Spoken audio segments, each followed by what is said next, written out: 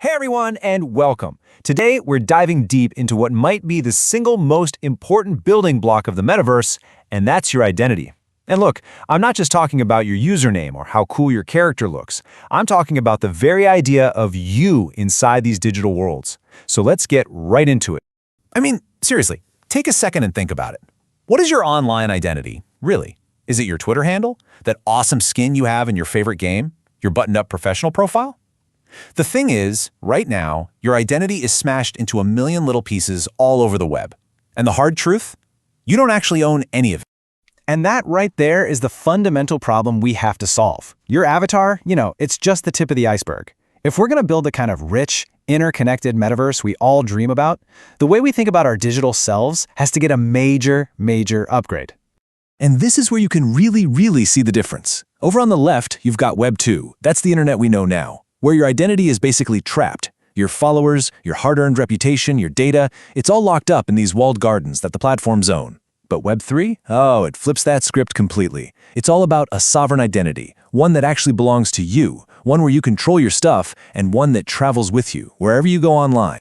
Okay, but why is this shift so critical? I mean, why does this matter so much? Well, because without it, a true metaverse just can't work. It all comes down to one simple, incredibly powerful idea: trust.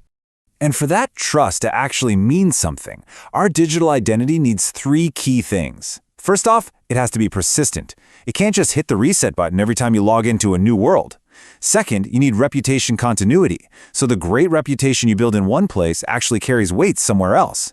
And finally, it needs cross-platform recognition, so everyone knows that you are really you, no matter what digital door you walk through. And this really says it all, doesn't it? Every time you jump from one platform to another, it's like your identity just evaporates.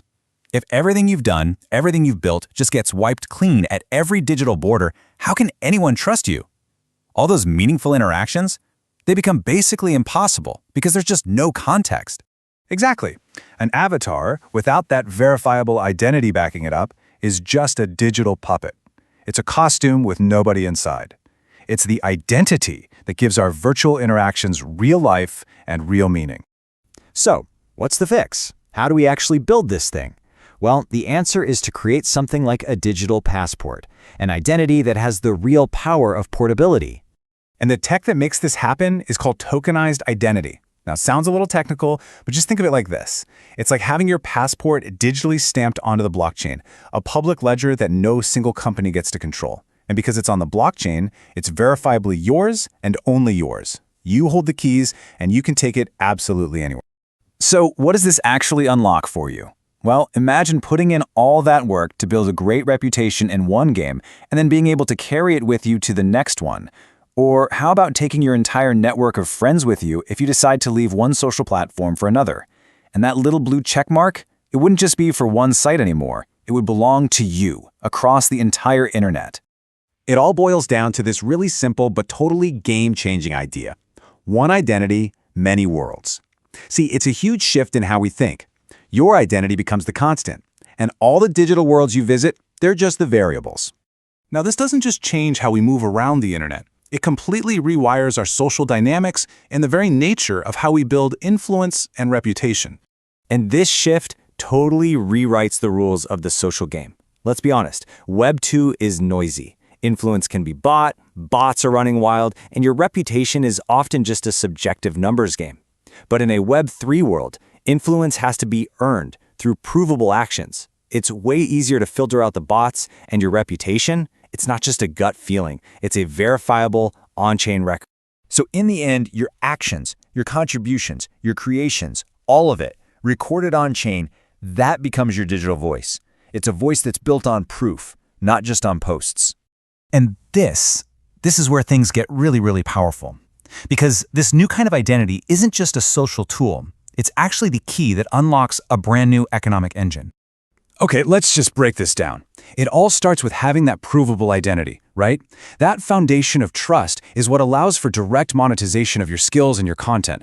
That, in turn, is what enables real creator economies, where value goes directly to the people making the stuff. And finally, a proven reputation can actually grant you governance roles, giving you a real say in the communities you help build. And this is probably the most important thing to get from all of this. In the metaverse, identity is not just cosmetic, it's economic. It's not about how you look or what you say, it is the absolute foundation of how you earn, create, and participate. It becomes your resume, your wallet, and your vote, all rolled into one verifiable package. This really is the core evolution we're talking about. The early web, it was built on this promise of anonymity. But the future, the metaverse, is being built on the exact opposite, an authenticated presence. We're moving towards a digital world that's actually built on verifiable trust. But of course, an authenticated world like this brings up a massive, really complicated question. If all your actions and your whole identity are provable, what happens to your privacy? How do we possibly balance this new era of transparency with our fundamental right to be anonymous when we want to be? Well, that is the challenge we're going to dig into next time. Thanks for joining me. Subscribe and visit Web3 Newswire for visibility and credibility of your Web3 projects.